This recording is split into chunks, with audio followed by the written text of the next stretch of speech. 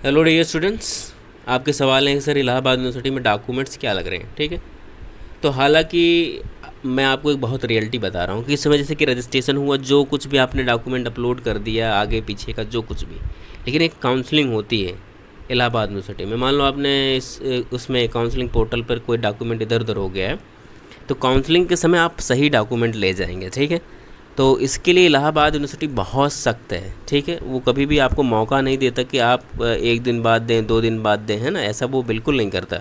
उसको तुरंत काउंसलिंग में सही और ओरिजिनल डॉक्यूमेंट चाहिए। ठीक है, तो हालांकि अगर आप चाहते हैं कि कानूनी प्रोसेस के थ्रू जाएं तो एक एफिडेविट लेके ज़रूर जाइएगा। उसमें लिखा रहे कि भाई हम इस वजह से डॉक्यूमेंट सबमिट नहीं कर पा रहे हैं, आपको डॉक्यूमेंट सर हम आपको देंगे। ठीक है, तो पहली बात तो इलाहाबाद इसमें बहुत सख्त है, डॉक्यूमेंट को लेकर बहुत सख्त है। ठीक है, क्या क्या चाहिए होता है डॉक्यूमेंट्स में, तो अगर यूजी की बात कर रहे हैं हम लोग, तो यूजी में सबसे पहले आपका प्रीवियस सर्टिफिकेट होना चाहिए कॉलेज का। जैसे कि मान लो आपने 10th पास किया, उसका मार्कशीट और सर्टिफिकेट अगर एक ही में है तो कोई दिक्कत वाली बात नहीं।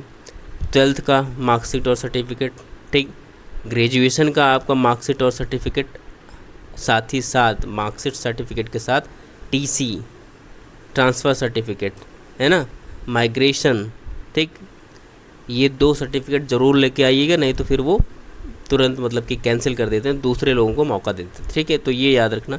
तो ये मिनिमम डॉक्यूमेंट्स हैं। अब अगर आप किसी कैटेगरी से बिलोंग करते हैं, जैसे कि ईडब्ल्यूएस से बिलोंग करते हैं, तो ईडब्ल्यूएस लाइएगा।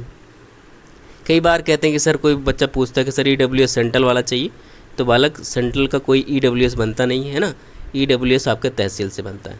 तो मान लो आप ओबीसी से बिलोंग करते हैं, तो ओबीसी का सर्टिफिकेट। कई बार सर कहते हैं कि सर हमारे पास सेंट्रल वाला नहीं है, तो कोई दिक्कत नहीं, आप स्टेट वाला ला के दे दें। अगर आप ओबीसी हैं और आपके पास सेंट्रल का ओबीसी सर्टिफिकेट नहीं है तो स्टेट का ला के दे दें, और सेंट्रल का है तो बहुत अच्छी बात है। ठीक, ओबीसी सर्टिफिकेट। अगर आप वहीं एससी से बिलोंग करते हैं तो एसटी सर्टिफिकेट। मान लो और आप कोई कोटा लेना चाहते हैं तो पीडब्ल्यूडी से बिलोंग करते हैं, तमाम कोटे हैं, अगर उन कोटों के अंदर आते हैं तो उनका भी सर्टिफिकेट आपको तुरंत ला के रखना है। अदरवाइज़ ये यूनिवर्सिटीज़ कंप्रोमाइज़ नहीं करती हैं। कंप्रोमाइज़ तभी करती है जब आप एक लीगल डॉक्यूमेंट लेके आते हैं, जैसे एफिडेविट वगैरह लेके आते हैं और अपनी जेन्युइन परेशानी उसमें लिख के देते हैं। ठीक, तो फिलहाल ये नौबत ना आए, इससे पहले ही आप ये मिनिमम डॉक्यूमेंट्स आप इसको बनवा लें और अलर्ट रहें और तुरंत पहुंच जाएं एडमिशन सेंटर पे, क्योंकि अब बहुत जल्दी मुझे लगता है कि विदिन 1 मंथ सब सपूड़ा साफ़ होने वाला है, सारे यूनिवर्सिटी में एडमिशन हो जाएंगे।